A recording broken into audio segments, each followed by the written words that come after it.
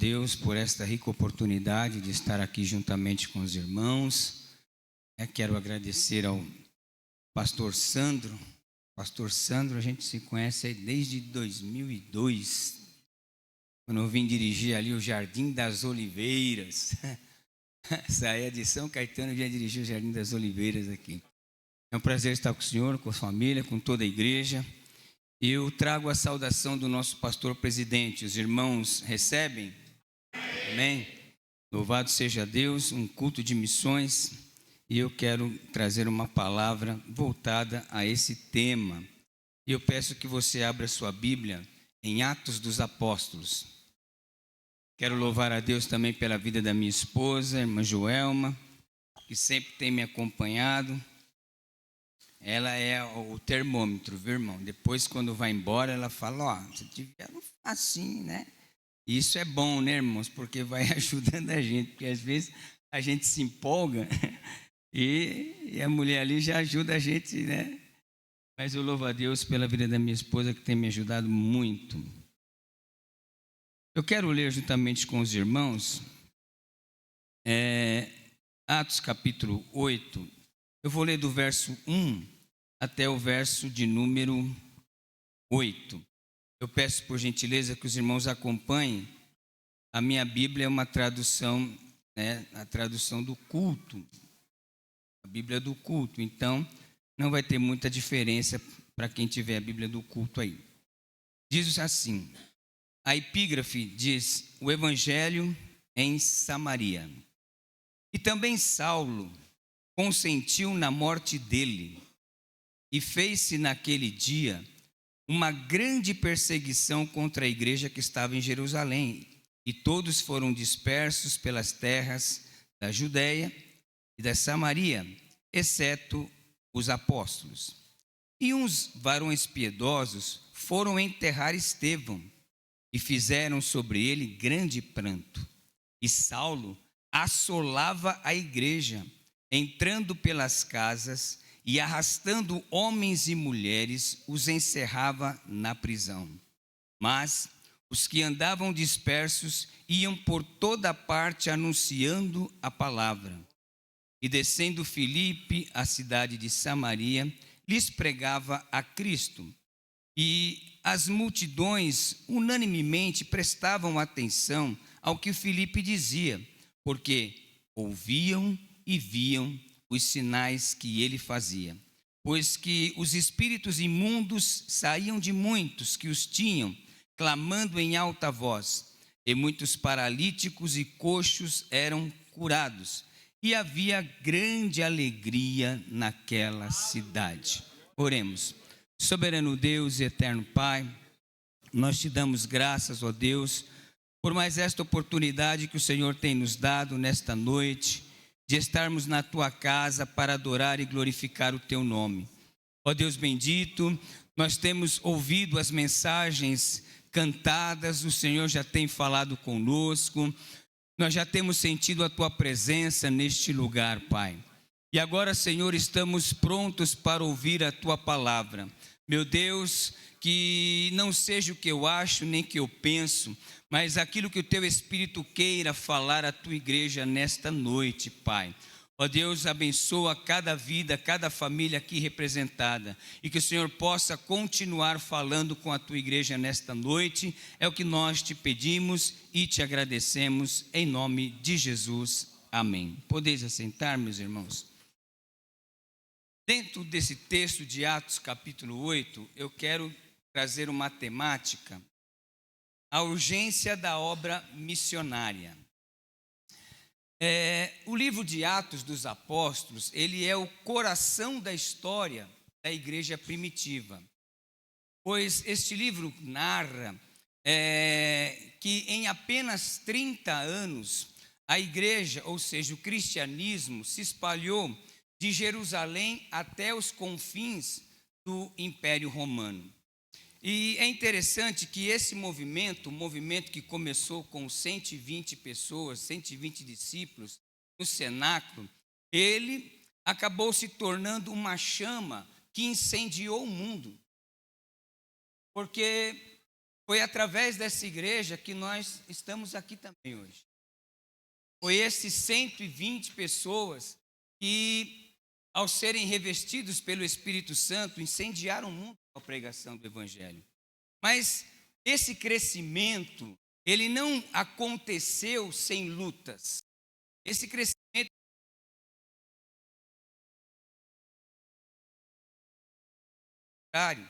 né? As perseguições para ou seja, o que parecia ser um golpe na vida, Deus acabou tornando em uma estratégia divina para a expansão do Evangelho. Aquilo que parecia que ia acabar com a igreja, matou um e a perseguição começou, Deus vai transformar essa situação em uma estratégia para o crescimento da obra. E nesse texto aqui de Atos capítulo 8, nós vemos como Deus usou a perseguição para tirar a igreja da sua zona de conforto. Os discípulos, eles queriam ficar em Jerusalém, mas Deus queria que o Evangelho alcançasse o mundo.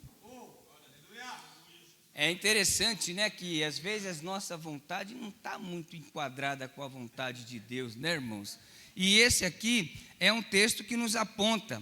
E hoje, esta palavra, irmãos, ela ainda soa, ela ainda ecoa aos nossos corações. A missão continua. O mundo está perdido, as pessoas estão perdidas, e Deus nos chama hoje, a cada um de nós, a sermos um instrumento para a obra de Deus. E eu quero refletir com você, porque esse texto nos traz muitas lições interessantes. A primeira coisa, ultimamente, que a gente ouve, às vezes, de algumas pessoas dizem assim: nossa, está difícil, né? Está difícil o negócio, está difícil para pregar, está difícil. Então, eu quero, a título de introdução, eu quero pegar um pouquinho do contexto do nascimento dessa igreja, para a gente perceber algumas coisas, porque algumas pessoas, ao lerem o livro de Atos, eles acham que aquele período era um período que era muito mais fácil do que o nosso. Aquela época era muito mais tranquilo. Então, vamos observar um pouquinho. Primeiro, do capítulo 1 ao capítulo 3 do livro de Atos, nós temos o crescimento, ou seja, houve um crescimento acelerado. Primeiro sermão de Pedro, 3.000 pessoas aproximadamente. Segundo, 5.000 pessoas. E é interessante que lá em Atos 2,42 vai dizer que havia o quê? Havia comunhão, havia ensino, havia oração e havia milagres naquela igreja. Quando chegamos no capítulo 4, capítulo 5, nós encontramos a primeira perseguição contra a igreja.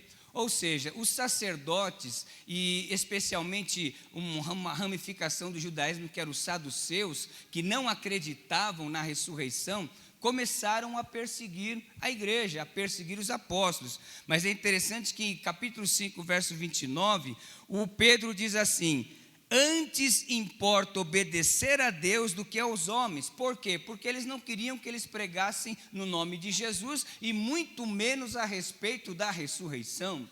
Mas Pedro, olha o contexto aqui, viu, irmãos? Aqui o contexto de obedecer a Deus antes que os homens é porque aqueles homens queriam parar o evangelho. Isso não é fato de você, eu não obedeço, porque tem crente na igreja que é assim, só obedeço a Deus, irmão. Não, Deus colocou autoridade na igreja para ser obedecida também. Aqui é um contexto diferente, né? Eu sempre falo isso, porque às vezes a pessoa quer pegar uma rabeirinha, olha lá, o pastor falou, vou obedecer só a Deus. Não, aqui é um contexto específico de uma liderança espiritual lá em Jerusalém, uma seita do judaísmo que não queria que se pregasse o evangelho. Aí é outra situação. Ok, gente? Amém? Quando nós chegamos no capítulo 6, nós temos o primeiro grande mártir, Estevão, diácono cheio do Espírito Santo. Ele é acusado falsamente E num discurso maravilhoso, ele mostra aqueles homens o quanto eles tenham sido incrédulos, desde os pais, né? E ali eles se enfurecem, levam ele para fora e apedrejam, né? Ou seja, eles matam aquele homem. E aí desencadeia uma perseguição em massa. Irmãos, perseguição aqui era uma coisa terrível, viu, irmão? Não vai pensando que era uma perseguição do vizinho que te falou mal de você, ou do seu chefe que não gosta muito de você e te persegue no trabalho. Nós vamos ver aqui que a perseguição era algo terrível, não era uma coisa muito simples, né, irmãos? Então, a primeira lição que eu quero tirar dentro desse contexto, irmãos, é que a perseguição nunca destruiu a igreja. Pelo contrário, sempre foi um solo fértil onde o evangelho floresceu. Tertuliano, um dos pais da igreja do segundo século, ele dizia o seguinte, que o sangue dos crentes era semente. Quanto mais crente matava, mais surgia. Quanto mais crente era perseguido, mais crente aparecia. Era um negócio impressionante. Então, a perseguição nunca foi um impedimento para o crescimento da igreja. Pelo contrário, sempre em épocas de grande perseguição, o Espírito Santo enche o povo, né? E o povo vai e busca, e o evangelho é cada vez mais proclamado. Então, o segundo tópico que eu quero trazer aqui, irmãos, é que Deus, Ele usa as circunstâncias para cumprir a missão. Veja que no capítulo 8, verso 1, diz assim: e Saulo consentiu na morte dele. Dele quem? De Estevão, e foi apedrejado. E fez-se naquele dia uma grande perseguição contra a igreja que estava em Jerusalém. É interessante, irmãos, que os discípulos, eles tinham uma ordem clara. Atos 1:8, Jesus disse assim: e ser-me-eis testemunha tanto em Jerusalém como em toda a Judéia e Samaria e até aos confins da terra. Alguns estudiosos, eles dizem que os fatos registrados aqui no capítulo 8 de Atos, eles ocorreram entre 8 a 10 anos após a ascensão de Jesus. Ou seja, se foi 8 anos haviam se passado e o evangelho estava ali restrito a Jerusalém. Estava ali, não tinha saído dali, mas a ordem era para sair dali, para chegar em Samaria, para chegar em todas as terras. E aí o que Deus fez? Ele teve uma estratégia, e a estratégia foi a perseguição. Ou seja, irmãos, Deus, Ele permitiu uma grande perseguição, para quê? Para que os crentes começassem a se mover. Meus irmãos, já pensou se Deus faz um trem desse hoje? Misericórdia, irmão. A gente está tão sossegadinho aqui, né, irmão? Fala, todo mundo aqui, aleluia, glória a Deus. É interessante, irmãos, que o texto diz assim, que foram despertos todos, exceto os apóstolos. O que parecia uma tragédia se transformou em estratégia divina. Porque logo que, olha só, lá Jesus falou assim: ser-me-eis testemunhas tanto em Jerusalém como em toda a Judéia e Samaria até os confins da terra. Olha só o verso 1, olha aí o cumprimento da palavra acontecendo como Jesus ordenou por meio da perseguição. Verso 1, e também Saulo consentiu na morte dele e fez-se naquele dia uma grande perseguição contra a igreja que estava em Jerusalém. E todos foram dispersos pelas terras da Judéia e Samaria. Então, a obra começou a se desenvolver embaixo de perseguição. Então, irmãos, não é para se assustar quando você ouvir, olha, estão perseguindo a igreja, estão perseguindo, mano, esquenta a cabeça com isso, sabe por quê? Porque quem cuida da igreja é Deus, irmão. Quem cuida da sua vida, quem cuida de nós é o Pai. Não é político, não é prefeito, não é ninguém, irmãos. A gente não tem que ficar botando a nossa esperança no governo ou no próximo presidente. Não, irmão, essa gente aí não tem nada com a gente. Quem cuida de nós é Deus, irmão. E se Ele cuida da nossa vida, nós não passando por perseguição, imagine você sendo perseguido pelo nome de Jesus, o que Deus vai fazer, irmãos? Então, o plano de Deus nunca falha. Se a igreja não vai, Deus envia. De um jeito ou de outro Ele vai enviar. E aqui eu quero fazer uma aplicação, irmãos. Às vezes, Deus permite crises para nos tirar da zona de conforto e nos lembrar da nossa missão. O mesmo acontece hoje, em meio a guerras, pandemias, violências, crises morais. Deus está chamando a sua igreja para cumprir o ID. Mas agora eu quero que você compreenda que aqueles que dizem, né, que naquela época era mais fácil do que hoje, vou te falar um pouquinho de como que era a situação daquela igreja. Primeiro, eles não tinham folheto. Eles não tinham folheto para sair evangelizando, irmão. Não tinha. Mais duro que isso, eles não tinham o Novo Testamento escrito, irmão. Eles só tinham a Bíblia, o Velho Testamento, uma tradição, uma versão chamada Septuaginta, que foi a primeira tradução do hebraico para o grego. Só tinha lá. Para você ter uma ideia, há uma discussão entre os estudiosos do primeiro livro do Novo Testamento que foi escrito. Alguns dizem que foi o livro de Gálatas, né, que Paulo escreveu aos Gálatas, aproximadamente ano 47 a 50. Outros dizem que foram Tessalonicenses, que foi mais ou menos nesse período. Mas o que eu quero dizer para você é que não tinha Bíblia pronta. Não tinha Bíblia pronta. Não tinha uma teologia formada. Não tinha. Sabe por que eles eram perseguidos, irmão? Por dizer, Jesus Cristo é o Filho de Deus. Jesus Cristo morreu. Jesus Cristo ressuscitou. E Jesus Cristo vai voltar. Irmão, você já pensou? Você já pensou você tomar 30 chicotadas nas costas por sair falando isso? Você já imaginou você ser arrancado da sua casa e ser confiscado os seus bens? Só por causa disso, irmão? Eles não tinham, irmão, não tinha Uber. Puxa vida, irmão, não tinha Uber naquela época. Não tinha carro, irmão, não tinha táxi, não tinha ônibus, não tinha trem, irmão, não tinha metrô, não tinha avião, não tinha helicóptero. Era tudo na caminhada, em cima de um burrinho, e às vezes de barquinho. Além disso, irmão, o ambiente cultural e religioso daquela época era tão terrível, ou até mais do que o nosso.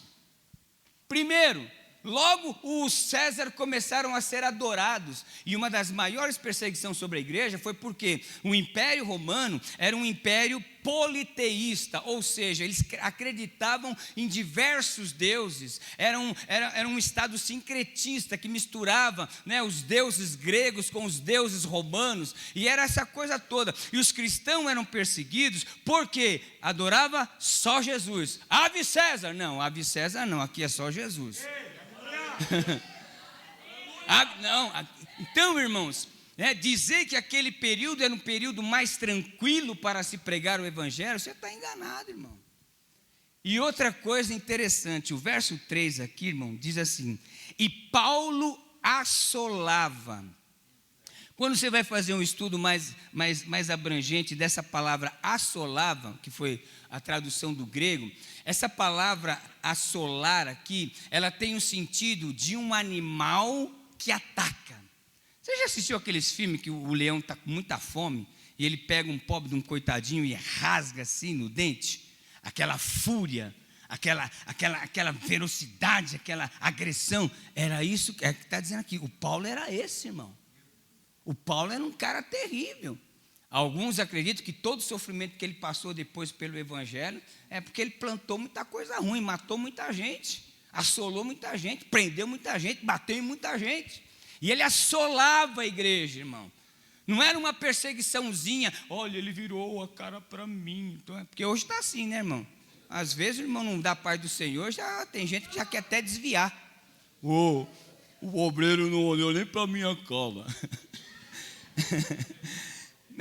Não, dá para vocês mentalizar o nosso contexto hoje com esse contexto do primeiro século, em que 120 pessoas saíram incendiando o mundo com a pregação do evangelho? Dá para você pensar um pouco em tudo que nós temos hoje na mão e que podemos fazer a obra de Deus? É uma dimensão completamente diferente, irmãos. E aqueles irmãos conseguiram. Agora a pergunta é: nós não sabemos quando Jesus virá. Jesus pode vir hoje, amanhã, depois, não sabemos. Mas e se ele demorar 50 anos? Qual o legado que nós vamos deixar para as próximas gerações? Como daqui talvez, se Jesus não vier há 30 anos, as pessoas que estiverem sentadas aqui nessas cadeiras estarão falando de mim, dos obreiros e da igreja. Aqui teve uma igreja, meu, que os caras não paravam não. Meu Deus do céu. Porque esses irmãos, eles cumpriram aquilo que Jesus falou. Eles foram fiéis, irmão. Não tinha essa coisa de, não, irmão. Você sabe que era morrer, irmão. Depois que o Coliseu ficou, principalmente o Coliseu ficou pronto, irmão, era no Coliseu, enfrentando a vaca doida, enfrentando as feras. Você já imaginou um negócio desse, irmão? Vou te dar uma dica. Justo Gonzalez, ele tem vários livros. Aleluia! Oh, glória, hein? Gostei. Vou voltar aqui. E Justo Gonzalez, ele conta, no livro que ele tem, História da Igreja, ele conta a história de duas mulheres, Perpétua e Felicidade.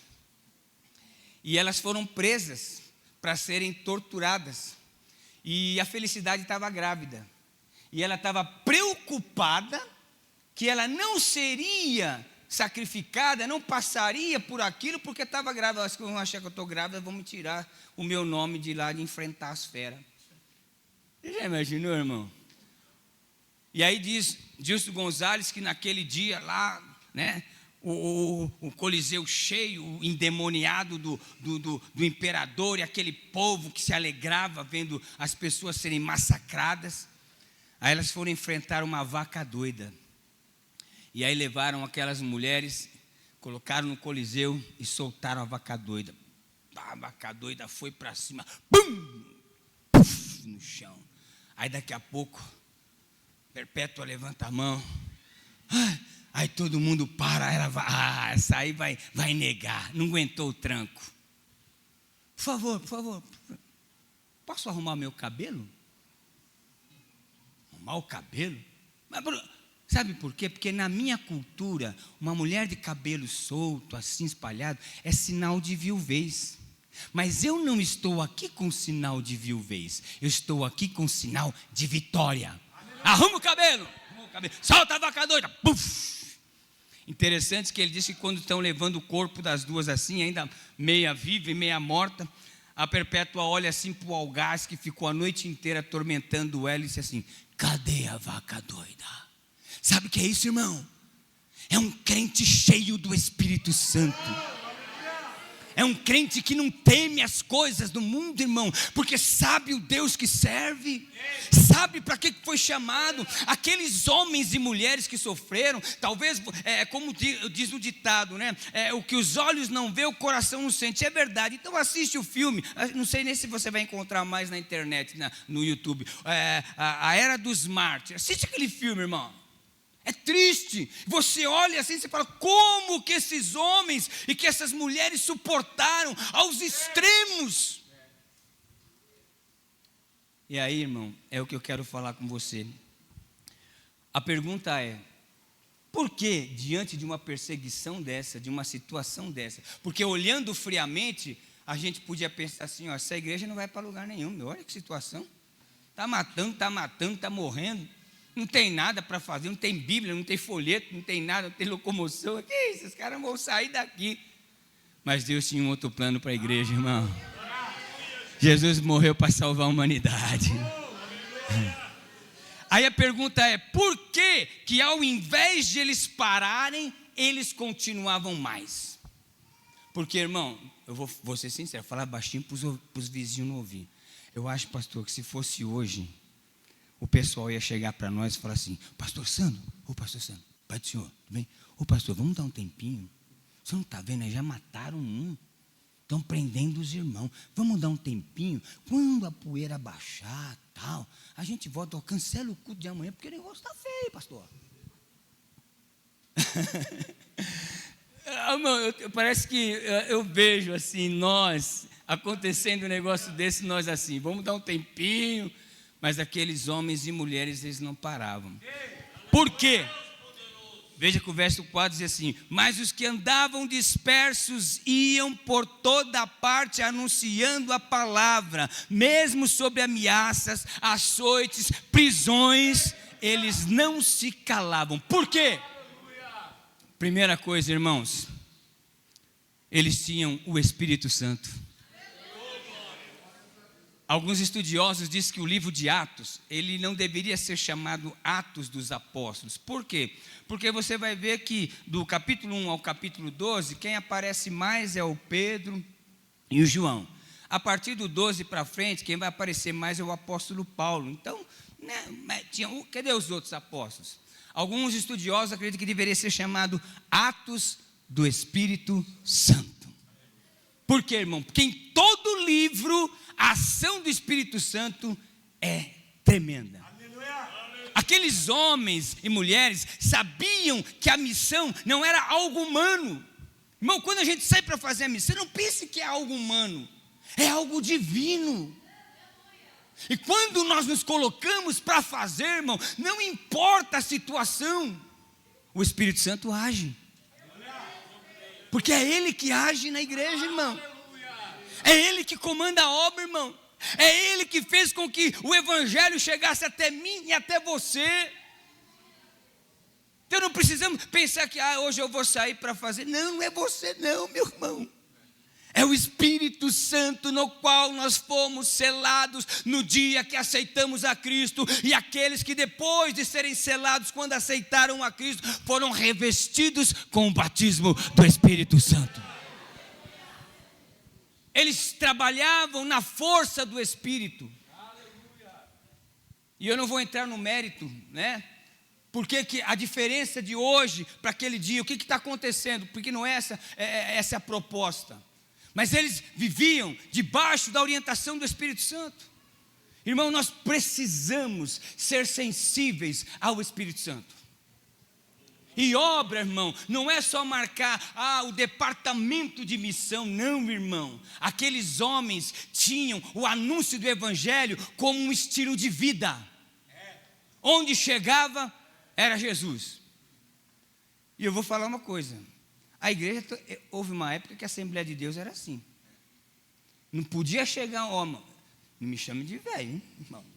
Não podia chegar em um lugar, um crente da Assembleia de Deus, que o povo já ia, chegou o crente. Ai, meu Deus do céu. Por quê? Porque o nosso papo era Jesus.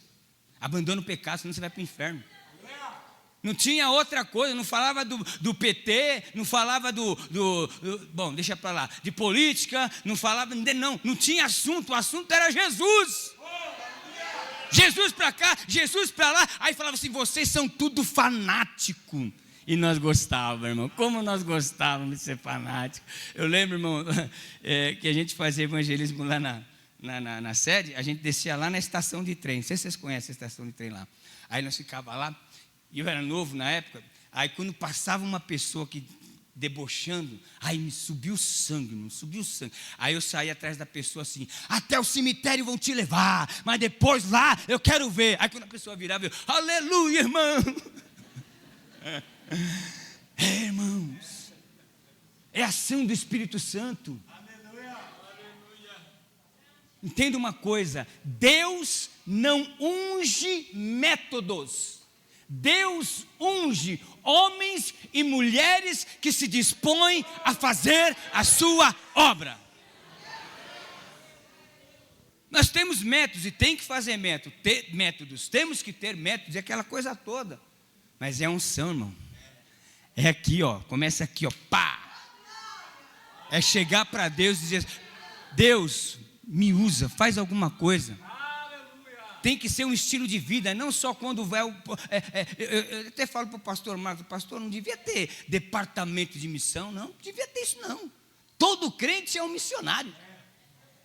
Você está na escola, é Jesus. Está no trabalho, é Jesus. Está andando na rua, é Jesus. Está na fila, é Jesus. É aproveitar os momentos que nós temos, porque se a gente for esperar o departamento de missão e a igreja evangelizar, irmão, nós vamos ficar devendo para Deus. Agora, se isso se tornar um estilo de vida, cheguei num lugar, opa, estou ali, daqui a pouco surgiu uma oportunidade. Ou você viu como é que está a situação do governo? Ah, eu vi. Olha, vou falar uma coisa para você. Graças a Deus vai chegar um governo maravilhoso aí. Ah, é? Que governo? É fulano? Não, você nunca ouviu falar do governo de Cristo? Jesus vai governar no mundo, você sabia? Irmão, todo papo, vamos falar a nossa linguagem, nós temos a oportunidade de encaminhar para anunciar o Evangelho. Porque aí o Espírito Santo usa, irmão. Mas Ele vai usar o que você sabe, o que você conhece. Por isso, irmão, lê Bíblia. Se não lê Bíblia, irmão, é difícil. Ah, não tenho como fazer um curso de teologia. Se tiver, não faça. Mas se não tem, leia a Bíblia. Porque o Espírito Santo faz você lembrar aquilo que você leu, aquilo que você descobriu ao examinar. Então, aquelas pessoas, elas sabiam que quem agia não era elas, mas era o Espírito Santo. Segunda coisa que eles tinham, irmão, eles tinham o quê? Uma mensagem, a mensagem de vida eterna. Que mensagem era essa? A mensagem que todos estão condenados e destituídos da glória de Deus, porque o salário do pecado é a morte. Mas aí tinha, mas o dom gratuito de Deus é a vida eterna, em Cristo Jesus. A mensagem, irmão, as pessoas hoje, eu estava vendo algumas pesquisas, hoje são gastos bilhões de dólares para fazer remédio, para depressão, para ansiedade, para síndrome disso, síndrome daquilo. Irmão, milhões de dólares são gastos para entretenimento, porque as pessoas estão vazias, as pessoas estão querendo encontrar algo para se agarrar, uma esperança, algo que dê sentido à vida. É por isso que se matam, é por isso que vão para as baladas e bebe, fuma, e cheira e faz todas essas coisas, porque o vazio está aqui dentro. E a única forma de preencher o vazio humano que está aqui dentro, irmão, é Jesus Cristo, é o Evangelho de Deus. Em Atos 4:12, o Pedro vai dizer assim: e em nenhum outro há salvação, porque debaixo do céu nenhum outro nome há dado entre os nomes, pelo qual devamos ser salvos. E eles tinham essa palavra, eles tinham essa convicção. Deixa eu fazer uma aplicação aqui, irmãos. Hoje, muitas igrejas e muitas pessoas pregam mensagens humanistas, de autoajuda e prosperidade, como foi até cantado aqui hoje, né? As pessoas estão aí, irmão. Tem um evangelho circulando aí, que é o evangelho da saúde perfeita, da riqueza. Tem um canal aí, irmão, que, olha, é assim, eu até falei para minha esposa, eu acho que eu vou dar uma fugidinha, vou lá. Porque, irmão, todo mundo que vai lá fica rico. Ah, eu estava jogado na rua, agora tenho 3 empresas, tenho 4 casas, meu Deus do céu. Irmão, Deus dá prosperidade? Dá. Deus cura? Cura. Deus liberta? Liberta. Mas primeiro Deus quer limpar a alma pecadora do homem. Só após de limpar essa alma, ele vai entrando, né, nas outras dimensões da vida humana. Eles tinham uma mensagem, eles tinham uma palavra, e a palavra era cristocêntrica, porque o texto diz aqui: descendo Filipe à cidade de Samaria, lhes pregava a Cristo. Cristo é o centro da mensagem. Esse é o único nome que consegue tirar o homem do lamaçal do pecado e fazer dele uma nova criatura. Rapidamente, irmãos, dos 16 anos, apesar que eu comecei a tomar droga aos 13 anos de idade, Comecei na escola, com uns comprimidos e tal. Aos 16 anos, eu tive um encontro. Eu conheci uma moça e ela trabalhava num programa chamado Rex Humbert. Era chavinha de oração. E aí um dia eu fui lá, pensando que, encontrei com ela no ônibus. Aí a menina falou, vai lá no meu serviço. Falei, opa, 16 anos, né? Quando eu chego lá, irmão, era um escritório de um desses evangelistas norte-americanos. Já faz muito tempo, ele já morreu e tal. E aí veio aquela missionária, irmão. Uma mulher desse tamanho, com um cabelão, não vai me chamar de velho. Isso em 1977.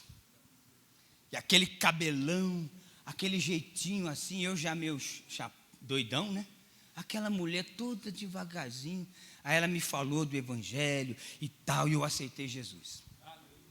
Aí cheguei em casa, foi uma festa, meu pai, não era crente, ninguém era crente em casa, eu não sou de tradição cristã e tal. Só que ocorreu um problema.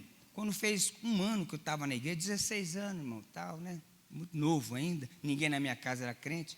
Aí começou com aquele negócio. Isso não tem problema. Jesus quer o coração. Aí eu comecei a tocar um violão, né? Aí o pessoal ia lá em casa, vamos lá no aniversário, toca um Roberto Carlos, meu. Roberto Carlos não é amor? Deus não é amor? Então, irmão, não tem nada a ver. Cuidado, crente. Cuidado com esse negócio de não tem nada a ver. Esse é o pequeno espaçozinho que o diabo gosta de encontrar para destruir. Conclusão, me desviei, irmão. Aí dos 17 anos aos 35 anos, irmão, minha vida foi de loucura. Loucura, irmão. Assim, eu não caminhei para o mundo do crime, não. Como eu comecei a tocar, a sigla era sexo, drogas e rock and roll. Irmãos, quando eu fiz 18 anos, papai, sabe aqueles alagoanos, tem algum alagoano aí? Com todo respeito. Meu pai, aqueles alagoanos cheios de, meu filho maconheiro, né? Sai fora, vai viver sua vida lá. E lá vai o Marcão para fora de casa. Irmão, eu tomei tanta droga, você nem imagina, irmão. Perdi a minha juventude. Irmão, trabalhei em empresas que se eu tivesse hoje, a minha condição financeira ia estar no auge. Perdi tudo. Fiquei no zero, irmão. Sabe que quando eu estava com 35 anos, eu estava morando numa oficina que um rapaz deixava eu dormir lá, era uma tapeçaria, ele deixava eu dormir lá, porque eu tocava violão, aí ele tinha um bar, aí eu ia lá para o bar, ficava tocando, as pessoas que bebem, né? Enchia o bar e bebida para lá e gastava, e ele me deixava dormir lá, porque trabalhava para ele de tabela. E aí eu me lembro, irmãos, que o evangelho tinha ficado a semente aqui dentro. Eu estou falando isso, irmão, eu não sei, talvez possa ter até alguém aqui que está pensando, vou sair fora. Eu não sei porque Deus está me fazendo falar tudo isso, irmão. Aí, naquela noite eu cheguei naquela oficina e eu não tinha coragem de me matar. Por quê? Porque eu sabia que se eu me matasse, aí que não tinha jeito mesmo. Mas eu não tinha força para voltar, irmão, já passava 18 anos. E a igreja que eu aceitei Jesus era a igreja tradicional, era uma igreja congregacional. Não tinha a experiência do batismo. E aí naquela noite, irmão, eu chorei como Pedro, amargamente. Eu falei, Deus, me mata, por favor. Irmão, eu estava pesando 40 quilos, irmão, com 35 anos. Eu sentia o meu espírito querendo sair do corpo, de tanto sofrimento que eu causava para mim mesmo. De tanta droga, experimentei tudo que você possa imaginar, irmão. Aí, orei, dormi. Aí no outro dia, eu estou andando num bairro lá em São Paulo, conjunto José Bonifácio, da Coab. E eu estou assim, irmão, catando bituca de cigarro no chão, para fumar. E de repente eu olhei assim e eu vi um jovem, o nome dele era Sérgio.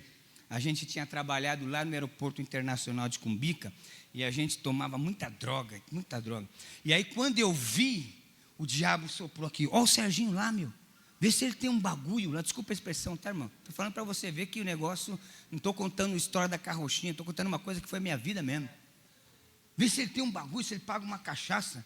Aí quando eu fui me aproximando daquele jovem, ele me deu um abraço, eu vi que ele estava todo diferente. De social, cabelo curtinho, porque nós era roqueiro, tudo cabelão, né? Aí ele me abraçou e falou: Marcão, quantos anos, você não sabe o que aconteceu comigo, aceitei Jesus, Jesus me deu uma esposa, tenho uma casa. Meu irmão, aquilo cortou dentro de mim assim, eu falei para ele: rapaz, eu estou morrendo, nem Deus quer saber de mim, rapaz. Ele falou: não, Deus te ama. Eu falei: que Deus me ama? Deus não quer nem saber de mim. Ele falou: Marcão, olha, eu moro lá em São Miguel, acordei de manhã, Deus falou assim: vai lá para Coab. Eu perguntei: Deus, o que eu vou fazer na Coab? Quando eu desci do ônibus que eu te olhei, ele falou: é ele lá, ó.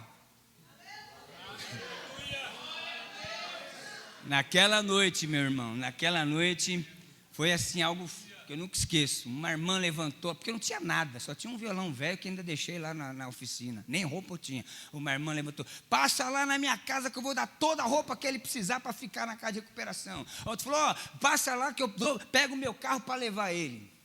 E aí ali foi eu para a casa de recuperação. Fiquei 6 meses, irmão. Mas quando eu saí liberto. Sabe por quê, irmão? Porque a mensagem que falaram para mim era a mensagem de um Cristo que liberta do pecado, que quer dar a salvação, quer dar a esperança, porque existe uma vida depois da morte. E eu, que tinha sido expulso na 7ª série, irmão, naquela época era a 7ª série do ginásio. Hoje não, né? Hoje, irmão, graças a Deus, não para me engrandecer, irmão, só para você ver o que Deus pode fazer. Hoje eu já tenho 3 formações acadêmicas. E estou pensando em fazer mais uma.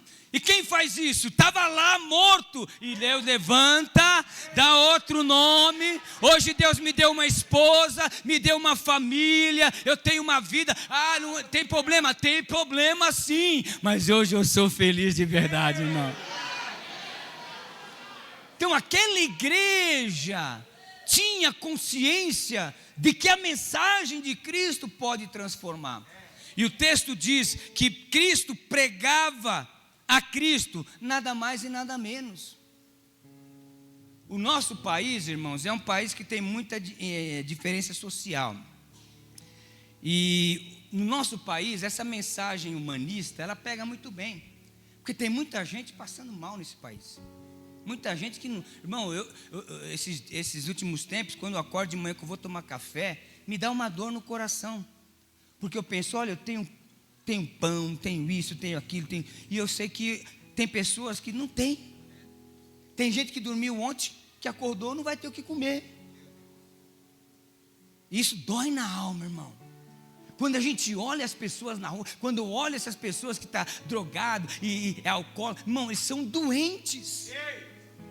São doentes como eu fui um dia. Mas a mensagem do Evangelho, irmão, não foi a mensagem unicamente de: ó, Deus vai te dar. Não, é a mensagem de Deus quer purificar sua alma. Deus quer escrever seu nome no livro da vida. E quando Ele transformar a sua vida, todas as outras áreas da sua vida Ele vai te ajudar. Essa igreja era a igreja mais improvável de alcançar alguma coisa na história, irmão. Não tinha condições nenhuma, mas tinha homens e mulheres cheios do Espírito Santo.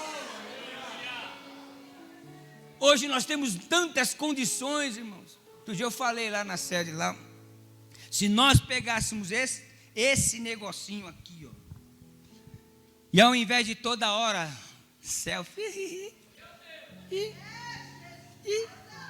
vou agora para o mercado, vou agora para o shopping, não, começar a se colocar mensagens bíblicas, encher a rede de Jesus, irmão.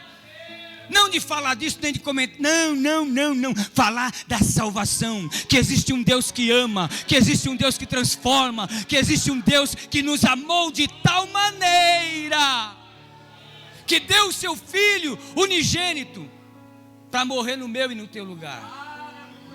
Será que isso nos emociona ainda? Será que isso faz com que nós venhamos a meditar, ao invés de... Porque a geração pós-moderna é uma geração que se olha só para si mesmo. É uma geração que está aprendendo a olhar só para a minha necessidade. Não estou interessado se meu vizinho está comendo carne ou se ele está passando fome. Problema dele. Nas escolas, irmão, tem escola que já não tem banheiro de menino nem menina. Hoje, na faculdade, você aprende o seguinte: lá você não pode falar para o menino, se ele estiver brincando de boneca, você fala, pega a bola, menino, deixa essa boneca para a menina, você pode perder seu emprego.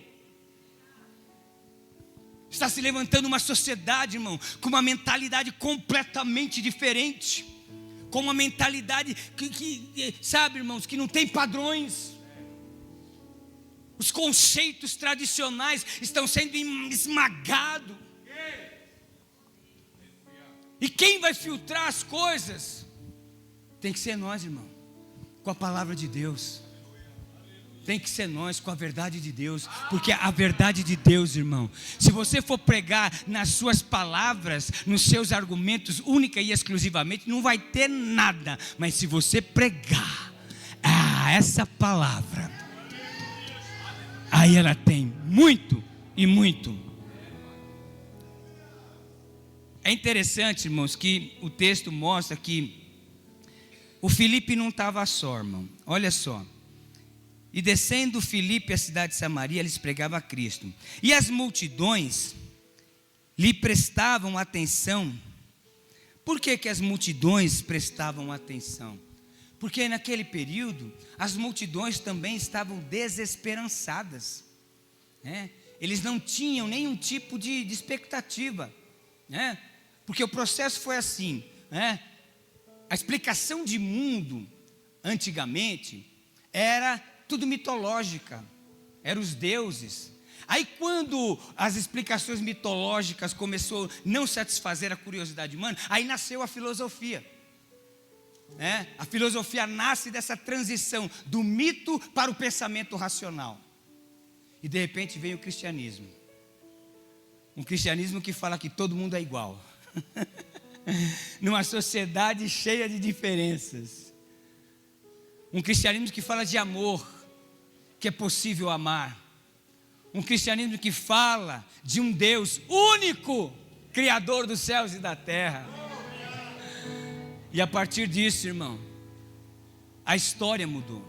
Você já percebeu? Até hoje, quando você vai estudar a escola, o tempo é dividido: antes de Cristo e depois de Cristo. Por quê? Porque o impacto de Cristo, irmão, foi tão tremendo que não dá para contar a história. Antes de Cristo era uma realidade, depois de Cristo é outra realidade.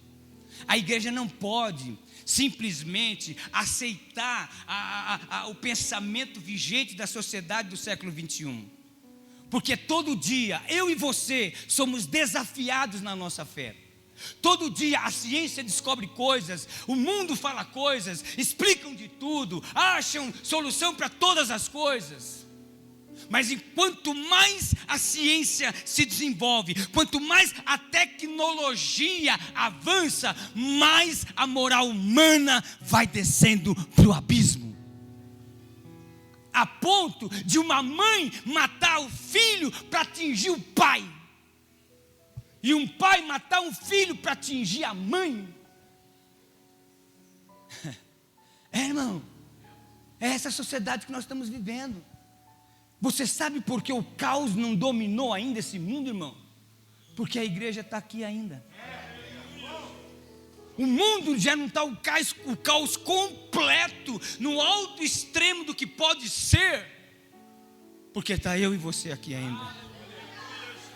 E Deus espera de mim e de você, irmão, que a gente faça alguma coisa, que a gente se disponha a falar de Jesus para as pessoas. Não é a gente que ganha alma, irmão, não é a gente. É errado falar, vou sair para ganhar alma.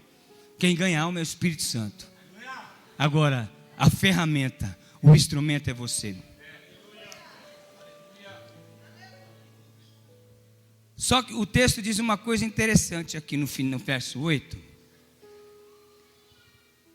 Diante de tudo que estava acontecendo, o texto diz assim: e havia grande alegria naquela cidade. E havia grande alegria naquela cidade. Agora, não era a alegria do consumo, não era a alegria dos likes, não era a alegria dos seguidores, mas era a alegria, irmãos, de encontrar perdão, de encontrar a libertação, de encontrar uma esperança, uma visão de vida, sabe? As pessoas não têm esperança de nada, se apegam em tudo, aquilo que mais agrada a sua racionalidade, os discursos mais racionais e de coisas grandes. Mas o verdadeiro discurso está aqui, irmão. Nessa hora, nós estamos aqui sentindo a presença de Deus, louvando a Deus, mas tem pessoas que estão em casa pensando em tirar a sua vida. Tem pessoas em casa pensando, essa semana vai ser o fim. O que eu vou fazer da minha vida? Tem pessoas tomando remédios e remédios e remédios e remédios e remédios. Outros partem para droga, outros partem para prostituição para ver se tira isso.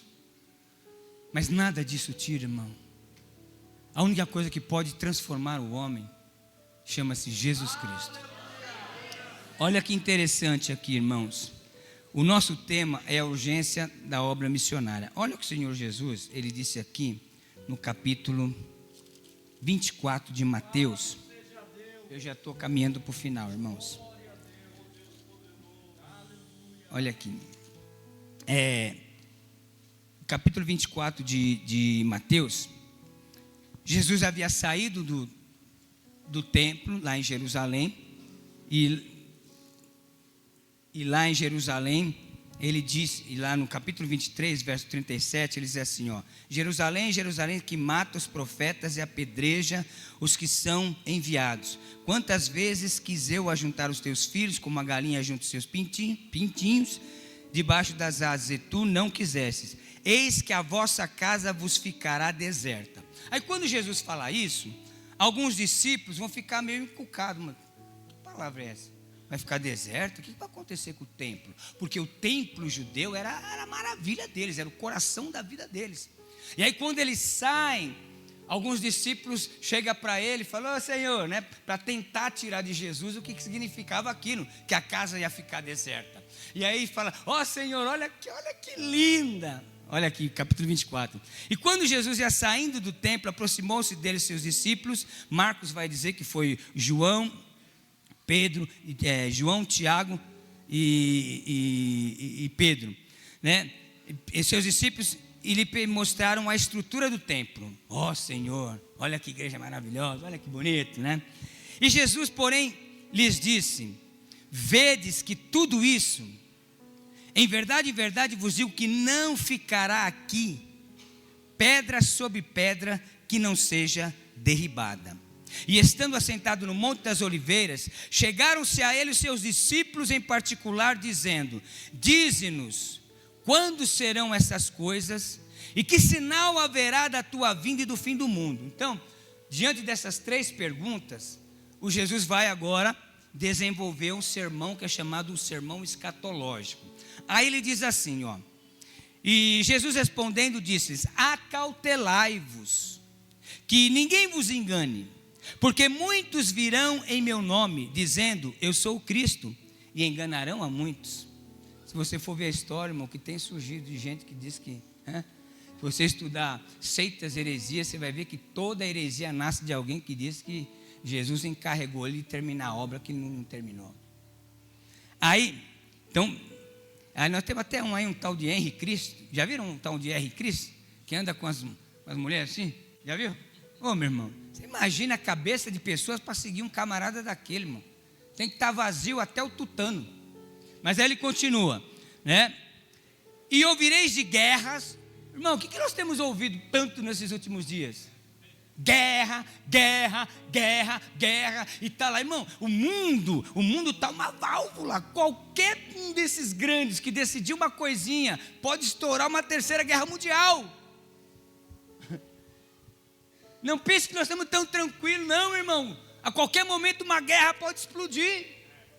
E uma terceira guerra mundial, irmão, talvez não aconteça no nosso país diretamente, mas afeta todos os países. Aí olha aí, ouvireis de guerra e rumores de guerra. Olhai, não vos assusteis, porque é mister que isso tudo aconteça. Mas ainda não é o fim. Porquanto se levantará nação contra nação, reino contra reino, e haverá fomes. Irmão, você já fez uma pesquisa de quantas pessoas passam fome no mundo? A gente senta na nossa mesa, às vezes a gente até estraga a comida, né, irmão? Ah, não quero comer não, joga fora. Irmão, tem milhões de pessoas passando fome, irmão. Milhões de pessoas que não tem nada para comer. Reino contra reino, e haverá fomes e pestes. Quantas pestes têm surgido, irmão? E terremotos em vários lugares. Mas todas essas coisas são o princípio das dores. Agora eu quero ver um outro texto com você aqui, ó. Abre aí. 2 Timóteo. Ali, Jesus dá um quadro do que estará acontecendo no mundo. Agora vamos ver aqui um quadro que o apóstolo Paulo pinta aqui, ele descreve, mas não é exclusivamente o mundo que vai estar assim, é a própria igreja. Então lá, o geral, o mundo, aqui Paulo já está falando, incluindo igreja. Olha só, capítulo 3, 2 Timóteo. Sabe, porém, isto, que nos últimos dias sobrevirão tempos trabalhosos. Está fácil para viver, irmão? Está fácil para viver? Está fácil para ser honesto? Está fácil para falar a verdade? Está fácil para andar direitinho? Olha só, vamos lá. Porque haverá homens amantes de si mesmos. Não vou nem aprofundar, meu irmão. Mas olha para quantos líderes que não quer soltar o osso, prejudica milhões e muita gente, mas não solta. Irmão, olha lá, vamos lá. Amantes de si mesmo, avarentos, presunçosos, soberbos, blasfemos, desobedientes a pais e mães, ingratos, profanos, sem afeto natural, irreconciliáveis, incontinentes, cruéis, sem amor para com os bons, obstinados, traidores, obstinados, orgulhosos, mais amigos dos prazeres ou deleites do que amigos de Deus, tendo aparência de piedade, mas negando a eficácia destes, afasta-te. O que eu quero dizer, irmão? A igreja que nós estudamos aqui, que nós refletimos hoje, foi a igreja do primeiro século. A igreja que cumpriu com aquilo que Deus mandou, alcançar até os confins da terra. Com todo o sofrimento, com toda a amargura, com toda a dificuldade, aqueles homens e mulheres, eles foram e cumpriram. Nós somos a geração dos últimos tempos. E qual o impacto que nós estamos causando na sociedade? Qual é o impacto que nós estamos causando na vida daqueles que não conhecem a Deus? Missão, evangelização, não é só sair, entregar folheto e bater nas portas, mas é testemunho de vida. É pessoas olhar para nós e falar: nossa, esse cara é diferente, meu. Tem um negócio deles diferente. Olha essa moça aí. O que esse povo tem, meu? As pessoas passarem na rua, a graça, a união aqui dentro está tão gostosa que eles começam a sentir atração. Bom, vou entrar aí dentro, esse negócio aí parece que tem uma coisa boa aí dentro. E quando entra aqui, irmão, encontra uma igreja unida, uma igreja alegre, uma igreja cantando, louvando a Deus, fala: nossa, aqui é diferente mesmo. É essa a nossa missão, irmãos. Não estou dizendo que você tem que parar de estudar, parar de trabalhar, não ter os seus sonhos de conquista para ter uma vida tranquila e boa nessa terra. Não é pecado você trabalhar para ter uma boa vida. Mas o problema é quando isso se torna um fim em si mesmo. O fim é só esse. Não! Existe algo maior que Deus nos deu, irmão. Você tem uma chamada de Deus. Ah, pastor, mas eu não sou obreiro. Você tem uma chamada de Deus. Naquele dia, o seu nome vai ser chamado. Fulano de tal, ei! Vem que eu quero dar para você a tua recompensa. Pelo que você fez, pelo que você viveu, por tudo que você sacrificou, por tudo que você sofreu pelo meu nome. Vem, filho meu, que o reino está preparado para você.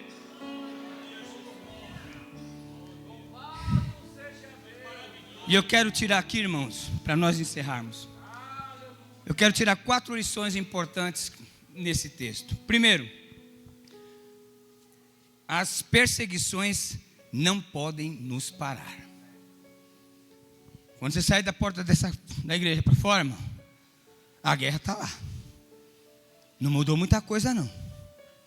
Aqui está gostoso, né, irmão? Glória a Deus. Mas quando sair para aquela porta para fora, os problemas vão estar lá. Os filhos de Satanás vão estar lá. As dificuldades vão estar lá.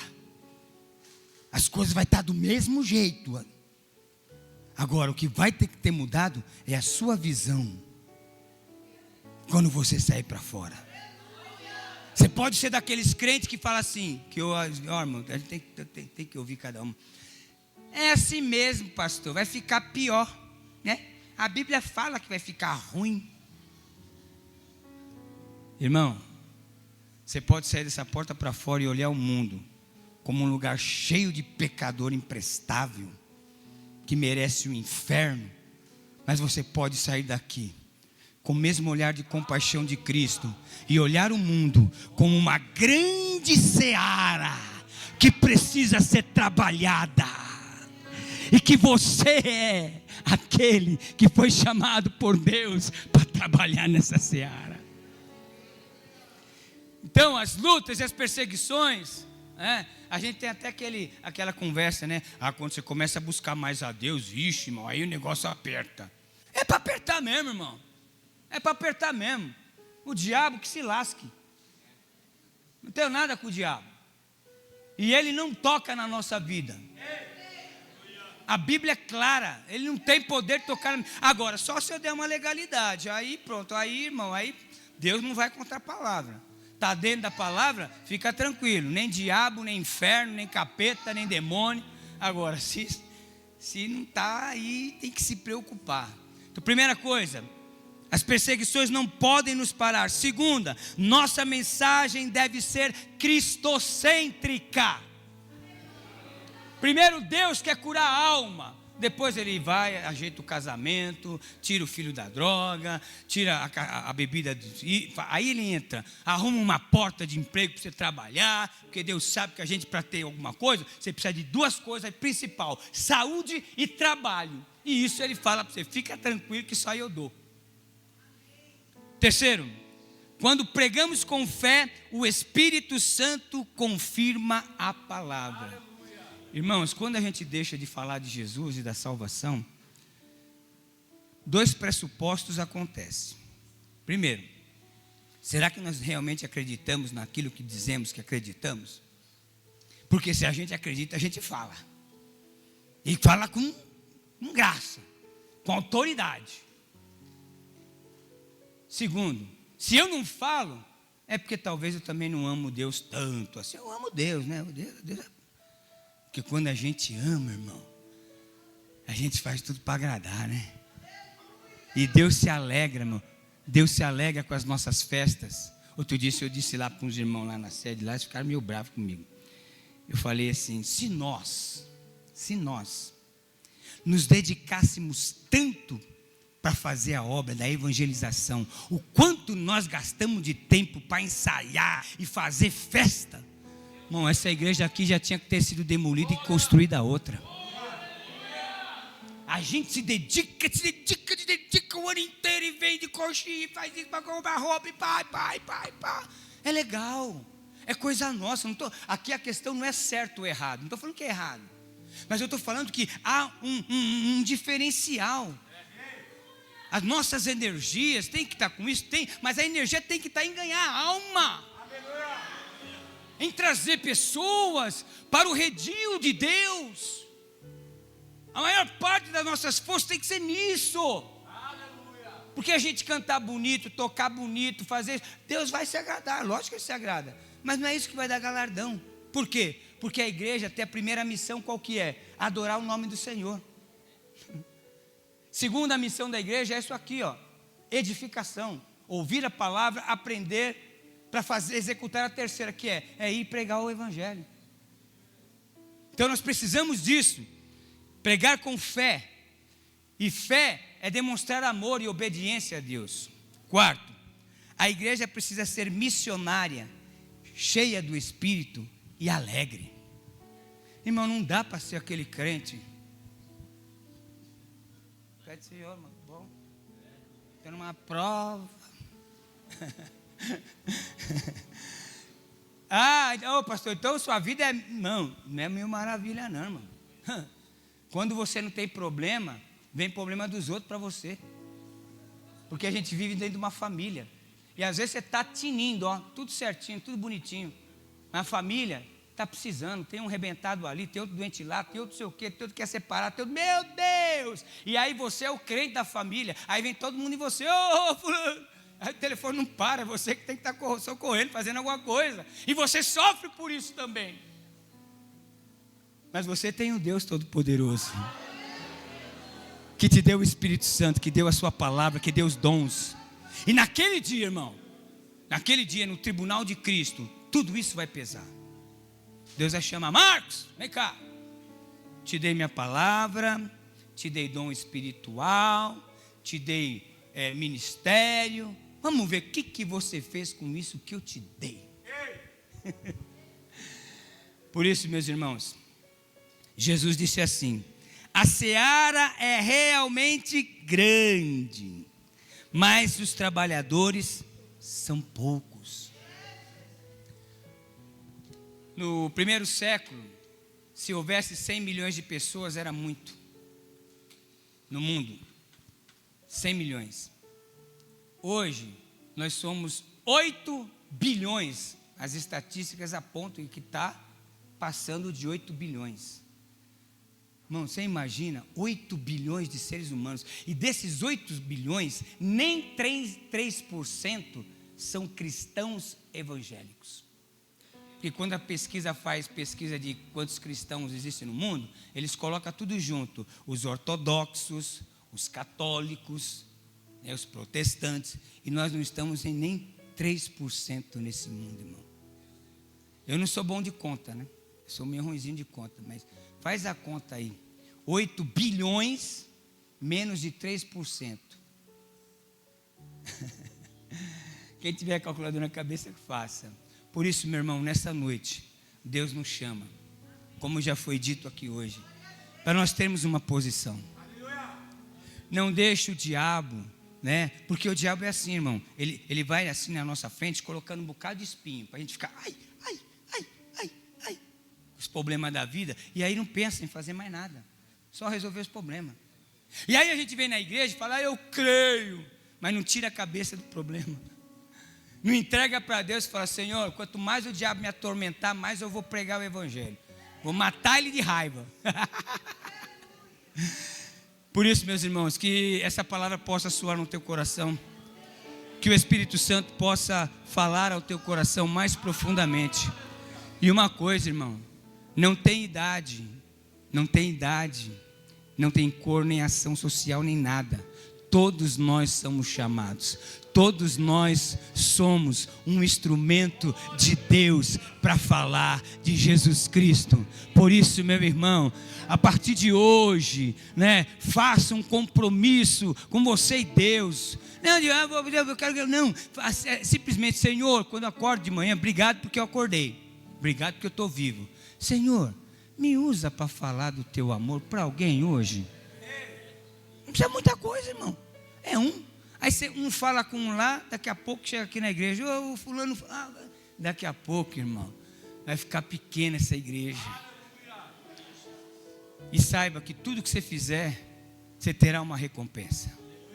O Paulo diz que a gente tem que permanecer sempre firmes e abundantes na obra do Senhor, sabendo que o nosso trabalho não é vão no Senhor. E você não vai estar sozinho, porque cada vez que nós nos colocamos à disposição de fazer a obra de Deus, o Espírito Santo fala assim: vai, meu filho, vai que eu estou contigo, vai que eu estou contigo. Que Deus abençoe.